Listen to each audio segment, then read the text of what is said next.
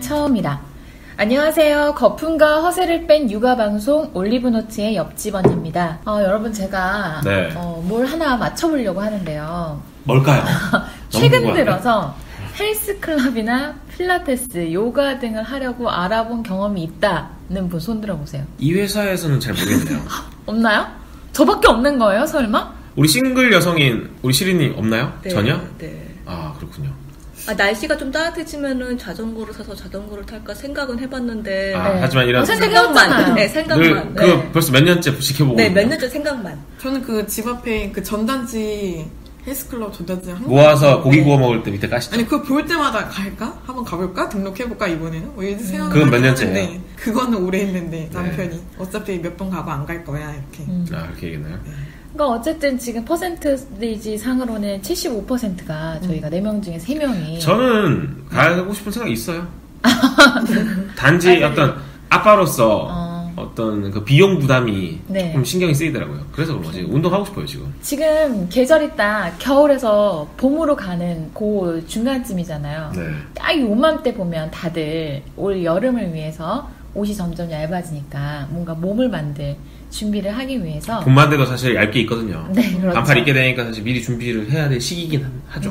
뭔가 이제 몸을 만들기 위해서, 더 정확하게는 다이어트를 하기 위해서 겨울 동안에 찌어놨던 우리의 지방들을 좀 분해하기 위해서 이것저것 좀 운동을 알아본 분들이 분명히 많을 거라고 생각이 들어요. 그래서 오늘은 전반적으로 좀 다이어트에 대해서 얘기를 하면서, 또 이 다이어트가 임신과 출산 그리고 우리 엄마 아빠들과 매우 연관성이 깊습니다. 네, 거기까지 좀 연결을 해서 좀 얘기를 해보면 좋을 것 같아요. 네. 우선 다이어트 다들 경험해 보셨죠? 그렇죠. 안 해본 사람이 없을걸요? 이건 뭐 남자고 여자고 다 해보는 거 아닙니까? 그렇죠.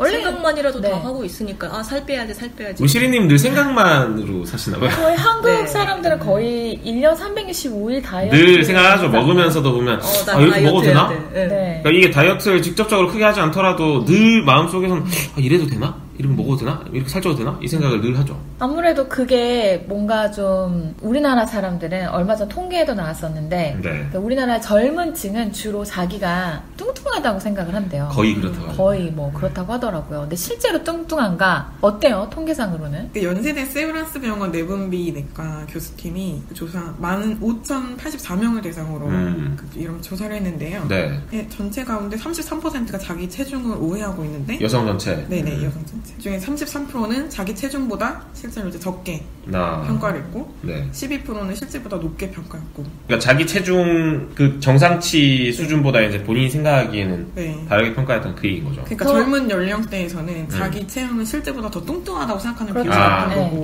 그리고 조금 이제 높은 연령대에서는 이 정도면 괜찮지? 네, 자기가 조금 이제 좀 감량을 우리 부모님 세대들이 약간 그쵸. 점점 마음이 편해지는 거죠. 우리나라 사람들이. 아무래도 또 옛날 분들은 너무 마르고 이런 거보다는 좀 통통한 게 보기 좋고 건강해 보인다고 생각하시기 때문에. 근데 제가 들은 게 있는데, 이게 표준 체형과 미의 표준 체형이 좀 다르잖아요. 표준 체형보다 미적으로 표준 체형은 약간 한 7kg 정도, 8kg 정도 더. 아니, 기본적으로 적더라고요. 이제 우리가 뭐 체질량 지수, BMI 뭐 이런 거를 병원 가가지고 건강검진을 받으면서 이제 결과를 받을 때는 뭐 표준이다 하지만, 우리가 이제 그런 사람들 보면 실제로 주변에 보면 표준?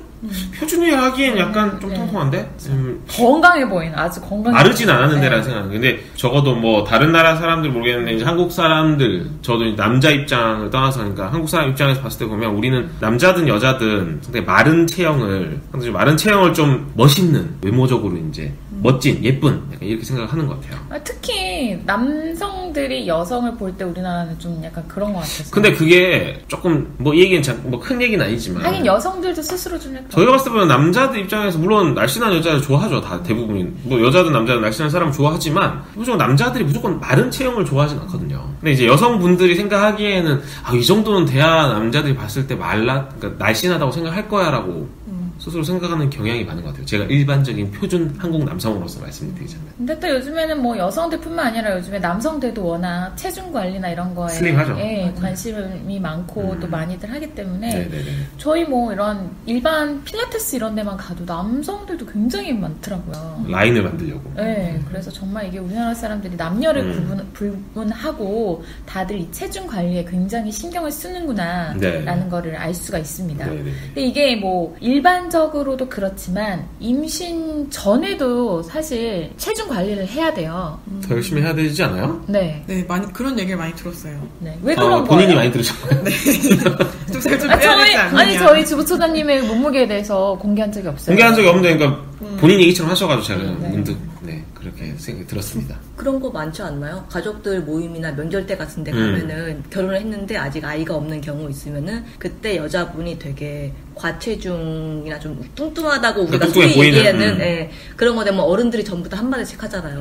그렇죠. 네가 살을 안 빼서 안 빼서 애가 안 생긴다라는 그렇죠. 어른들의 말이 워낙 혹은 마른 체형의 여성들에게 인신공격 아닌가요? 인신공격이죠 실제로. 네. 마른 체형의 사람들이 네가 이렇게 말라가지고 애를 가지겠네 이 얘기 사실 되게 쉽게 하잖아요. 근데 이제 말씀하신 시리님 말씀하신 그러니까 소위 말해 이제 좀 살이 쪄 보이는 그런 사람들에게 사실 말을 조심하는데 그렇게 직설적으로까지 해놓으면 친척분들이고 무서운데요.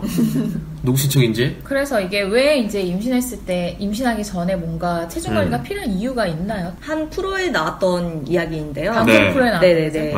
방송 프로에 홍현희 씨가 나와서 이제 임신을 하려고 준비하려고 산부인과에 가서 전체적인 검사를 받는 그런 내용이 나왔었어요. 근데 이게 아무래도 체중이 좀 많이 나가다 보니까 우리 홍현 씨 그렇죠. 개그맨 홍현 씨 우리 알다시피 약간 통통한 스타일이잖아요. 보기에 좋은. 검사를 하는데 이게 초음파 검사가 몸에 있는 거를 초음파를 쏴서 검사를 하는데 지방 부분이 정확하게 잘 안 나온대요. 지방이 많으면요. 초음파 검사는 그래서 지방이 보통 많은 복부 부분에 자궁이 위치를 하니까 그거를 검사를 하는데 정확하게 안 나와서 계속 하면서 선명하게 잘 안 나와요. 그러면 지방이 많아서 그렇다고. 뭐 그렇게 그럼 얘기를 초음파를 하고요. 보기 위해서 임신 전에는 다이어트를 해야 되는 거예요? 그건 아니잖아요. 네, 그거는 아니고 그것도 어느 정도 영향은 있고, 하는데 아니 그 정도로 이제 지금 말씀하신 대로 이제 그 정도로 복부에 살이 많다라는 얘기겠죠. 그러니까 이게 뭐 초음파를 봐야 돼서의 부분보다는 그거는 아니고요. 그렇죠. 배가 되게 많이 나왔는데 그럼 이 정도의 배를 갖고 있으면은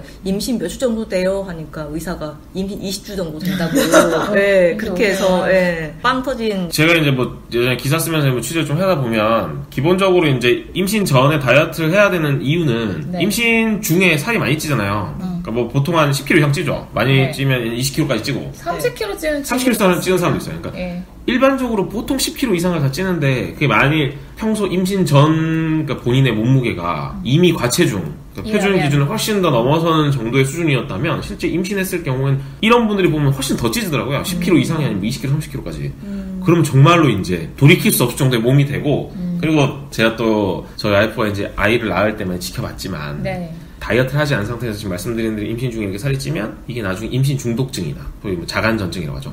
임신 중독증이나 혹은 아이의 이제 기형아 출생률 뭐 이런 부분들이 다 보면 연구 결과들을 상에서 보면 엄마가 살이 너무 많이 쪘을 경우에는 높아진다. 그렇게 봤을 때 보면 임신 전에 이제 그걸 미리 좀 관리를 해야 되지 않냐라는 측면에서 이제 임신 전 다이어트를 얘기하는 거죠. 그것도 그렇지만 실제로 제가 임신을 해본 경험을 따져보면 이게 아이를 가지게 되면 몸이 일단 더 불어나면서 굉장히 불편하거든요. 근데 그게 내가 더 이제 살이 있는 상태에서 더 이제 아이가 임신으로 인해서 이제 못 찌는 살과 뭐 배 나온 거 이런 것까지 하면 너무 불편할 것 같아, 진짜. 그렇죠. 그것도 이제 어느 정도. 근데 사실 이미 어느 정도 많이 찌신 분들은 그런 분들 같은 평소에는 더 힘들어지지 않을까? 더 힘들어지죠. 더 힘들어지는데 이제 이 마른 사람들보다 이제 원래 과체중이었던 분들은 좀 익숙해져 있긴 하죠. 거기 있어서. 고관절. 다 아프죠, 사실 몸이 다. 조심해야 되고 하기 때문에 어쨌든 뭐 이런 이유들로 임신 전에도 이제 어느 정도의 체중 관리가 필요한데 더 중요한 건 또 임신했을 때도 중요하죠. 체중 관리를 해야 돼요. 예전에는 우리 임신하면 막 그래 뱃속에 아이도 있는데 이것도 많이 먹어라 많이 먹어라 하는데 요즘에 그렇지 않습니다. 제가 실제로 임신했을 때 병원에서 저는 이제 뭐 그냥 대학병원 다녔거든요. 일반 대학병원. 근데 선생님이 이렇게 얘기하셨어요. 어머님 많이 안 드셔도 돼요. 아이가 필요한 거는 그 250ml 그 우유 정도 열량 있죠. 그 정도만 더 드셔도 아이는 충분합니다. 그거 살찌시면 다 어머님 살이에요. 라고 얘기를 하더라고요. 저도 산부인과에 이제 와이프랑 주로 같이 가서 얘기를 많이 들었는데 물어보면 먹는 걸 평소보다 크게 늘리지 말라라고 하더라고요. 기본적으로 이제 임신을 하게 되면 또 땡겨요. 입덧이 심하지 않을 때 이제 주로 이제 잘 들어갈 때가 있는데 그럴 때는 이제 먹는 대로만 먹어도 일부러 더 먹지 않더라도 평소보다는 조금 더 섭취를 하게 되는 거거든요. 이 엄마 몸에 있는 열량이랑 상당히 영양분이 많아요. 기본적으로. 이미 축적이 되기 때문에 특히 예전에 근데 그거는 좀 이해가 되는 게 예전 부모님 세대 때는 그쵸? 못 먹었잖아요. 부모님 세대 그 이전에도 그렇고 이제 뭐 조선시대나 이럴 때는 워낙 좋아하신 조선시대 나왔는데 뭐 그걸 떠나서 기본적으로 과거에는 영양이 지금처럼 과영양이 아니었던 건데 지금 우리 현대인들은 이미 평소 우리 뭐 먹고 사는지 알잖아요. 늘 고기 먹고 항상 챙겨 먹잖아요. 그렇기 때문에 그러니까 그러다 보니까 기본적으로 영양분이 축적돼 있는 상태인데 그거를 사실 아이한테 이렇게 전달해줘도 충분한데 거기다가 이제 또 더 먹겠다고 해가지고 하다 보면 그게 이제 바로 이제 비만이 되는 지름길이죠. 맞아요.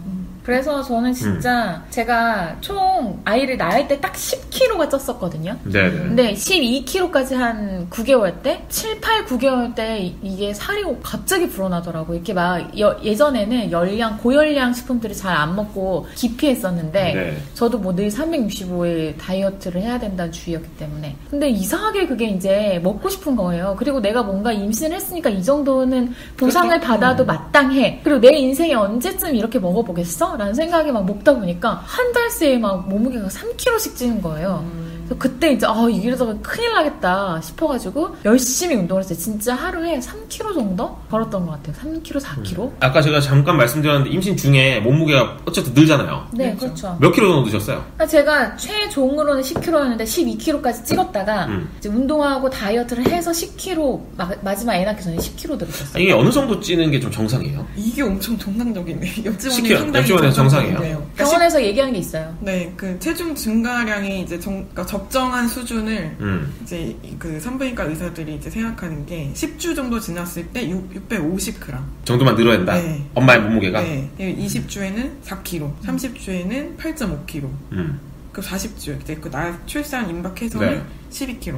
그러니까 총 12kg 임신 중에. 보통 보면 그 전에 조금 더 찌는 것 같긴 한데. 한 10kg 정도 내 안팎이 뭐 적당한 좋다고 하는데 뭐 요새 보면은 뭐 그거보다는 좀 넘어서기도 하고요. 그러니까 아이의 또 몸무게에 따라서 다르고 저희 같은 경우 또 쌍둥이였기 때문에 달랐는데 아이가 크는 또 그게 다르지 않습니까?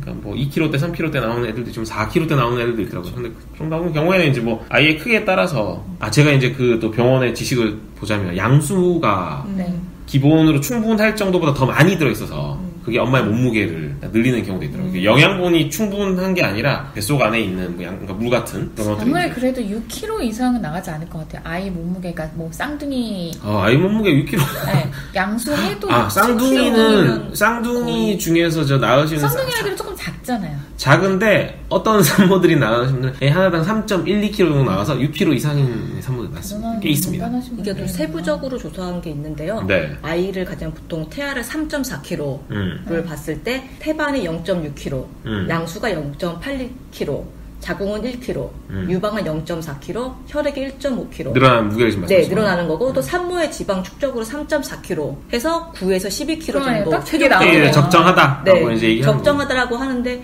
뭐 3개월까지는 거의 늘지는 않는데요, 체중이. 근데 그 뒤로 티가 안 나요. 그때는 사실 3개월 정도 티도 많이 안 나요. 늘어봤자 한 뭐 1, 2kg 이 정도고 그 다음부터 일주일에 0.5kg씩 계속 불어나는 그런 거라고. 그것도 보면 사실 안 늘어나는 또 불안하죠. 네. 병원 가서 봤는데 아이가 안 크는가 싶어가지고 이제 불안한 부분이고. 근데 아이는 쑥쑥 크더라고요. 이게 뭐 그래서 또 그것도 다른 것 같아요. 아니 우리 지금 출산휴가가 끝나고 육아휴직에 들어가 있는 우리 다둥이 엄마 있잖아요. 네. 우리 다산의 여왕님 같은 경우에도 오히려 마지막에 쪘죠. 마지막에. 그러니까. 초반에 워낙 이제 입덧 같은 게 심해서 오히려 살이 임신하기 전보다 쫙 빠졌다가 우리 다산의 여왕님 같은 경우에는 출산 임박했을 한 2, 3주 전까지만 해도 한 5주 정도까지만 해도 얘기를 듣기로는 아이가 안 커가지고 되게 걱정이었는데 막판에 확 컸더라고요. 사람마다 다른 부분이라서 너무 이런 거 의식하실 필요 없는데 어쨌든 근데 너무 몸무게가 많이 나가도 문제 아닙니까? 네, 문제죠. 체중이 많이 나가면은 그 산모가 체중이 많이 나가면 일단 임산부한테는 그 임신성 당뇨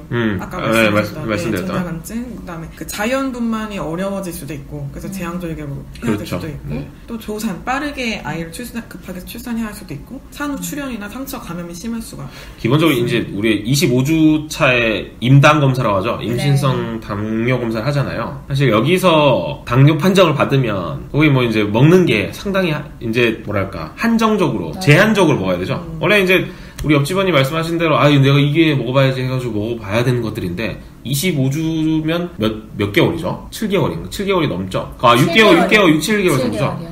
그 남은 기간 동안 이제 계속 식이요법을 해야 되는 상황인 거고, 그리고 아까 말씀드렸던 전자간증, 임신 중독증이라고 하는데 이거 같은 경우에는 한번 이 판정을 받게 되면 거의 아이를 바로 낳아야 되더라고요. 저도 이제 그 산부인과 있을 때 교수님이랑 얘기를 해보니까 요즘에는 이제 의학 기술이 많이 발달해서 뭐 아이를 낳다 사망하거나 이런 게 아주 현저히 낮음에도 불구하고 이 임신 중독증 같은 경우에는 아주 위험하죠. 태아는 당연히 위험한 거고 산모 또한 사망의 위험이 상당히 높아져서 예를 들어 30주, 31주 차 때 사실 단태아 같은 경우는 애가 아직 한참 커야 될 시기임에도 불구하고 그 엄마가 임신 중독증 판정을 받을 경우에는 거의 제가 그 병원에서 지켜봤을 때도 1, 2주 사이에 나아야 되더라고요. 그만큼 지금 체중 증가라는 부분이 상당히 출산에 있어서 문제가 될 수 있다라는 그 임신성 당뇨는 이게 살이 찌지 않아도 그렇죠. 걸릴 수가 있더라고요. 제 주변에 굉장히 마른 친구인데 임신성 당뇨에 걸려가지고 기본적으로 그런 분들은 이제 당뇨 인자가 있는 거고 그리고 이제 평소 식생활 같은 것도 사실 초콜릿이나 뭔가 사탕, 초콜릿, 밀가루 그럼 많이 먹어도 살 안 찌는 사람들도 있잖아요. 그러니까 그런 분들 같은 경우는 상당히 위험하죠. 당뇨가 있어가지고 계속 이제 애기 이제 임신했다고 축하했다고 같이 식사하는 자리였는데 밥 먹고 나서 이거 혈당 검사. 실제로 그렇습니다. 이게 지금 체중 증가가 물론 큰 이유지만 그게 아니더라도 그런 말씀대로 그럴 수 있는. 그래서 아이를 낳고도 계속 산후 검사를 받으러 다니잖아요. 그렇죠. 그때 뭐 가장 중요하게 사실 이게 임당 검사에서 당뇨 판정을 받으면 그 평생 동안 계속 그분은 당뇨 관리를 해야 되는 거죠. 한 70% 정도가 임신 중에 걸리면 70%는 출산 이후에도 계속 갖고 있다고. 그 정도로 상당히 신경 써야 될 부분이네. 임신 중에도 이제 이 정도로 관리를 해줘야 되고. 임신 이제 출산하고 난 이후에 더 문제죠, 사실. 사실 진짜 엄마들 입장에서는 딱 아이를 낳고 나서 내 몸이 이전처럼 딱 돌아올 거라고 내 배가 정말 슬림해질 거라고 생각을 하고 남편들도 그렇게 기대를 해요. 거울을 딱 보는데 이게 똑같아요. 애를 낳기 전이나. 근데 무게는 딱 그만큼 빠지지 않나요? 아니에요. 아니에요. 진짜 신기하죠. 너무 신기하더라고요. 그렇잖아요. 아이 몸무게를 빼더라도 훨씬 많이 나와 있는 거예요. 아니 몸무게 빠지는 거 2kg? 되게 재밌는 건 지금 우리 옆집원님 말씀하신 대로 기본적으로 출산 후에도 저도 이제 모르는 뭐 남편 입장에서 봤을 때 보면 아니 당연히 아이가 몇 킬로라고 하면 몸에서 그게 빠지고 또 양수도 빠지고 다 적어도 하니까 5kg는 빠져야 되지 않나? 그렇다고 생각했는데 근데 저희 와이프 같은 경우에 오히려 특이했던 게 저희 와이프는 정말 쌍둥이를 출산하고 나서 바로 몸무게를 그 이제 좀 회복실에서 몸무게 쟀더니 정말 많이 빠졌더라고요. 그러니까 저희 와이프가 되게 특이한 케이스였던 거고 오히려 3kg 정도밖에 안 빠져. 3kg? 저희 와이프는 훨씬 더 빠졌는데 그러니까 오히려 간호사가 오히려 걱정할 지경. 아니 이렇게 많이 빠지시면 안 되는데. 그러니까 그 정도로 이제 이 간호사 걱정하는 건 기본적인 일반적인 산모들은 낳고 난 다음에도 몸무게 변화가 크지 않다는 거죠. 크지 않아요. 그리고 밖으로 봤을 때 배가 굉장히 이렇게 분명히 아이는 나왔는데 아직까지. 근데 그게 이제 근육이 늘어나잖아요. 자궁도 들어가야 되고요. 작아져야 되고요. 이런 수축의 그게 시간이 필요하기 때문에 그런데 우리가 요즘에는 다 산후조리원에 가잖아요. 조리원에 나올 때에도 대부분의 산모들이 크게 바뀌지 않아요. 제가 그거를 또 조리원 생활을 하면서 보니까 조리원에서 너무 맛있는 걸 많이 줍니다. 잘 먹어야죠. 그게 조리지.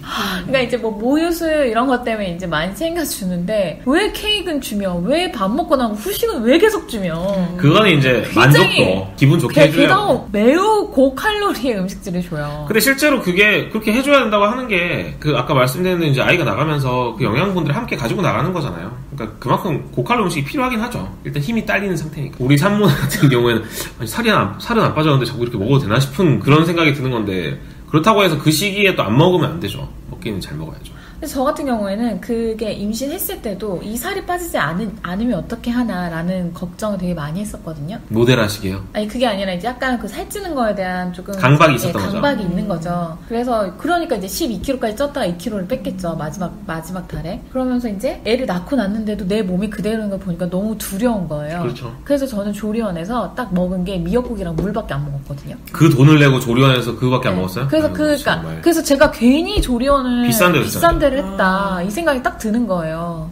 그러면서 이제 뭐 케이크나 이런 거 다 남겨두면 이제 저희 남편이 와서 남편도 살이 찌죠. 열심히 먹었죠. 맛있다. 근데 남편 먹으라고 하는 건 아니지 않습니까? 근데 정말 저는 되게 두려웠어요. 그래가지고 이제 뭐 저 모유수유도 하고 했으니까 이제 조리원 나올 때 한 7, 8kg를 빼서 나왔거든요. 그건 상당히 독한 거예요. 사실 그러니까 조리원에 7, 8kg 빼낸다는 조리원 선생님들이 정말 화들짝 놀라면서 그건 좀 아니죠. 제가 봤을 때 세상에 어떻게 이럴 수가 있냐고. 근데 제가 아무래도 애를 처음 낳고 막 이게 처음이다 보니까 너무 두려워서 제가 약간 살에 대한 강박도 있었고 그러다 보니까 이제 뭐 계속 물만 먹고 미역국만 먹고 이렇게 해주고 했는데 그러지 않아도 여러분 나중에 집에 와서 애 낳고 애 키우고 혼자서 막 모유수유 하다 보면요 빠지죠. 살이 쪽 빠집니다. 그러니까 너무 그리고 강박을 조리원은 좀 마음을 좀 놔도 되는 것 같아요. 근데 조리원 생활이 힘들었어요.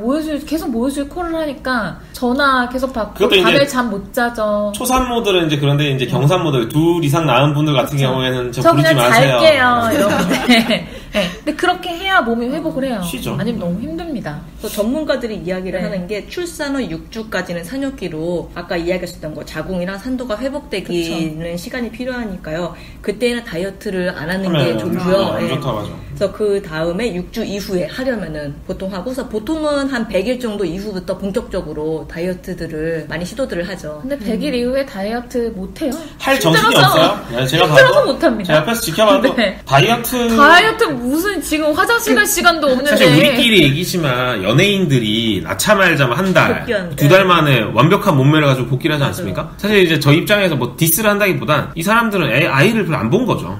몸 관리를 한 거예요. 분들이 따로 있는 거예요. 봐주는 분들이 있기 때문에 몸 관리를 한 거예요. 그러니까 헬스장 가서 운동하고, 그러니까 트레이너의 식이요법과 이런 거 다 맞춰가지고 한 거지. 일반인들은 아이를 낳고 아이를 키워야 되잖아요. 그런 경우에 다이어트 할 그런 정신적인, 육체적인 여유가 없어요. 조리원에서 받는 마사지, 그게 거의. 근데 그럼에도 불구하고 하긴 해야 되는 거잖아요. 그러니까 하긴 해야 지금 말씀하신 대로 여성성, 자신의 그 처녀 시절 또는 뭐 임신 전 스스로에 대한 이게 자기가 되게 또 중요한 거잖아요. 저는 이제 남편 입장이지만 제가 봤을 때도 그러니까 남편들 입장에서도 와이프가 임신 후에 너무 막 살이 찐 모습으로 이렇게 하면 남자들 입장에서 싫겠죠. 그것도 그렇지만 걱정이 되는 부분들은 이제 와이프 입장에서 생각을 해보면 예전에 이런 뭐 몸매 살이 찌지 않았던 이런 삶이 있었는데 어느 순간 아이를 낳고 나서 가뜩이나 우울한데 아이를 키우면서 몸에 살까지 그러니까 거울을 봐서 이제 자기 몸을 보다 보면 더 우울할 것 같다라는. 찌는 것만 문제가 아니라 처지기도 하거든요. 아이 낳고. 그렇죠. 살이 또 다 처지잖아요. 불었던 게 다시 그렇죠. 이제 쪼그라들면서 처지거든요. 그래서 굉장히 슬프죠. 셀룰라이트도 생기겠네요. 맞아요. 셀룰라이트가 생기더라니까요. 이게 이제 뭐 이렇게 늘어났던 게 이제 그렇죠. 커지면서 그런 현상인데 그래서 이제 아까 얘기하셨듯이 전문가들은 뭐 한 아이 낳고 100일 정도 지나면 운동을 좀 해라. 사실 뭐 혼자서 아이를 보는 경우에는 정말 말도 안 되는 소리지만요. 근데 잠깐씩 혼자 이제 아이가 하나인 경우에는 잠깐씩 뭐 부모님이든 뭐 누구든 산후 도우미분이 잠깐씩 봐준다면 뭐 한두 시간 혹은 30분이라도 이제 할 수 있는 여유는 뭐 만들어서 해야죠. 근데 보통은 이제 피곤해서 물론 자던가 하겠지만 자거나 먹겠죠. 그럼에도 불구하고 어쨌든 몸 관리를 놓으면 우리 또 다둥이 엄마 다산의 왕님 안 계시지만 한동안 놨다가 본인도 후회했었잖아요. 다른 사람이더라고요. 완전 몸무게가 이제 앞자리가 4대에서 이제 그 뒷자리는 말씀 안 드리겠습니다. 하나 낳을 때부터 이렇게 변화 있어서 근데 그게 시간이 지나다 보니까 돌이키기가 힘든. 그대로 이제 사람들의 몸무게가 자기가 최고점을 찍었을 때로 계속 되돌려 가려는 그게 있대요. 사람의 신체가. 그래서 이제 우리는 아이를 낳았을 때 몸무게가 불어난 적이 있기 때문에 그걸 다시 돌아가려고 하기 때문에 계속적인 관리가 꾸준히 필요하다는 거죠. 이건 뭐 여자분들뿐만 아니라 저는 남자지만 남자도 똑같아요. 똑같은 게 예전에 이제 말랐을 때 그때 불었잖아요. 손을 놓고 불었던 거잖아요. 근데 이제 와서 손을 좀 쓰려고 하니까 너무 많이 써야 돼. 그리고 너무 많은 신경을 써야 되고 지금 내 생활을 완전히 180도 바꿔야 되는 거니까 진짜 어렵다는 생각이 들거든요. 근데 그런 점에서 봤을 때 보면 이제 당연히 출산한 분들 같은 경우에도 당연히 그러지 않을까. 그래요. 그래서 하여튼 제 생각에는 대부분 보통 혼자서 아이를 케어하는 경우에는 한 돌 정도까지는 운동을 나가서 뭐 규칙적으로 하기가 쉽지는 않기는 해요. 그럼에도 불구하고 남편과 교대를 하거나 그렇죠. 뭐 어머니가 봐주시거나 그리고 요즘에 돌보미 서비스도 있잖아요. 뭐 그런 거 이용해가지고 잠깐이라도 짬이 나면 처음부터 과격한 운동을 하지는 마시고 필라테스나 요가 이렇게 이제 뭔가 이제 근육을 이완시켜주고 수축하면서 뭔가 이렇게 체형을 잡아주는 기초 체력을 기르는 이런 좀 운동을 주로 하는 게 좋지 않을까라는 생각이 들어요. 그리고 보면 트레이너분들이 좀 권하는 더 PT를 받아보셨잖아요. 근데 뭐 저는 출산 후 그건 아니었지만 받아보면 그거는 동일한 것 같아요. 제가 지금 뭐 아이를 키우는 아빠로서 제 몸을 위해서 이제 운동을 하러 간 거지만 그거나 혹은 이제 출산 후 분들이나 근데 저는 이제 몸을 위해서 살을 좀 빼야 한다고 생각해가지고 어느 정도를 빼는 게 좋을까 이제 상담도 했었거든요. 실제로 계획하고 계신 거예요? 아닙니다. 제 자신을 보면서요. 네.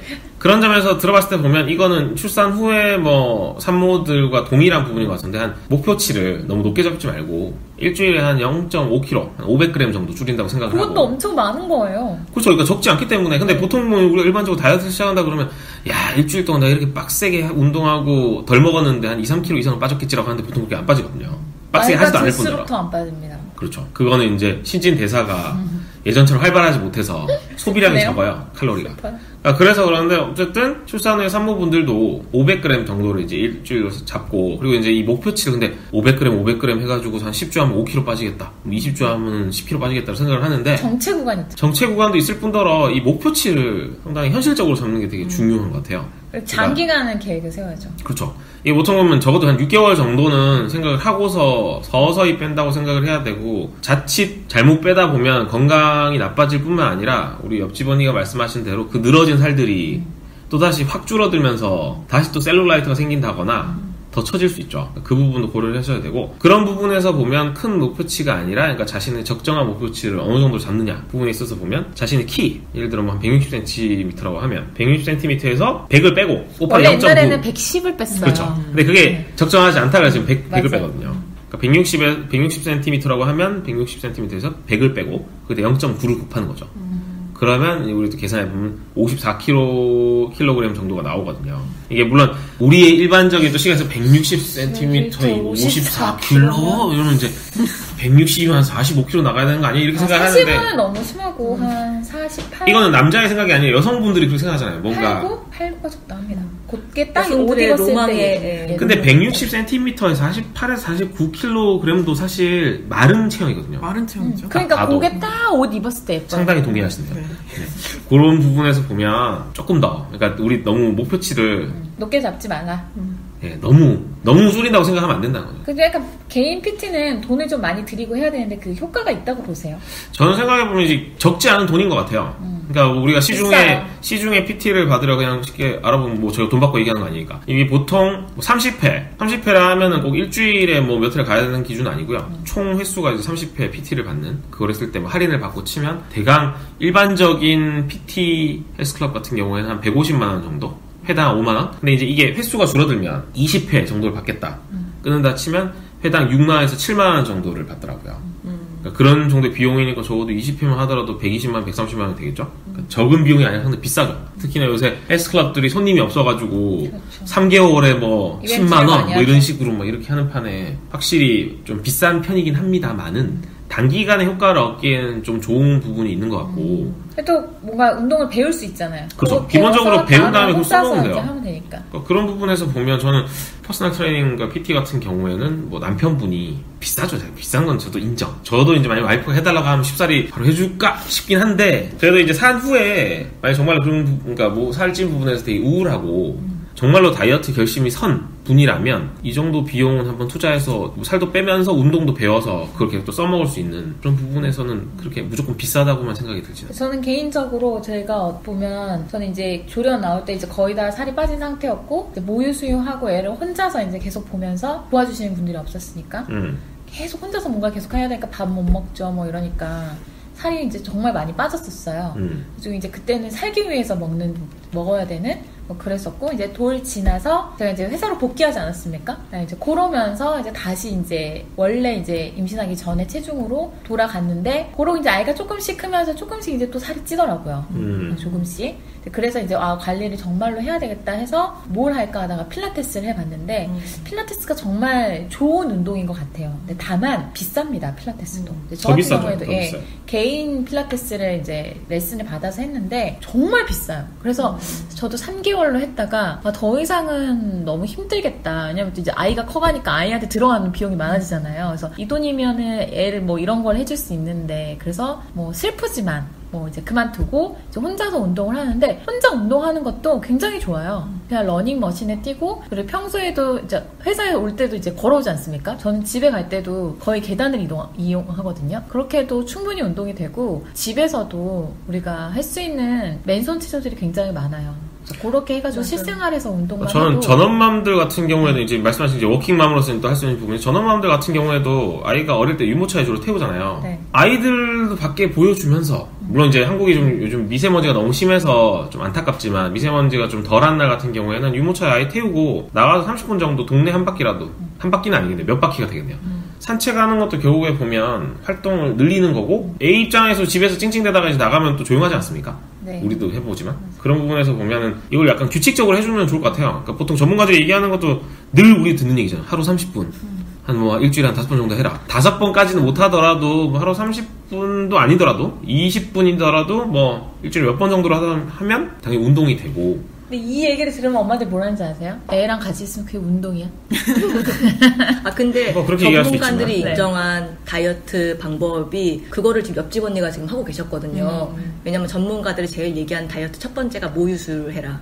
모유수유를 6개월 이상 하면은 근데 살이 빠진다라고 전문가들이 이야기한 거예요. 늘 얘기하지만 네, 모유수유라는 건 우리가 늘 얘기하지만 저는 거기도 반론을 제기하자면 무조건적으로 좋다라고만 얘기할 수 없는 다양한 부분들이 있기 때문에 아니, 모유수유가 다이어트에 의해 다이어트의 영향을 있다라는 네, 없는 건 아니고 있다. 그리고 모유수유와 함께 집안일을 하면서 아이를 돌보면은 자동으로 몸무게가 좀 빠진대요. 상당히 제가 그랬잖아요. 네, 경험한 그 이야기고. 상당히 싱글 여성에 대하죠. 이게 들으면 이제 엄마들 입장에서 좀 짜증나는 얘기죠. 네. 맨날 하고 있어 이거 사라고 이제 아마 얘기할. 근데 정말 애기 처음에 돌 전까지는 살이 빠질 수밖에 없어요. 너무 힘드니까. 근데 이제 어린이집 가고 이제 조금씩 마음이 편해지고 하면서 조금씩 살이 붓기는 하죠. 근데 그거를 이제 조금 관리를 하면 나를 위해서라도 관리를 하면 좋다. 돈이 있으면 개인 PT를 받아도 좋고 필라테스도 개인 PT 받아도 좋고 뭘 한들 안 좋겠습니까? 근데 그거뿐만이 아니라 그냥 일상생활에서 하다 못해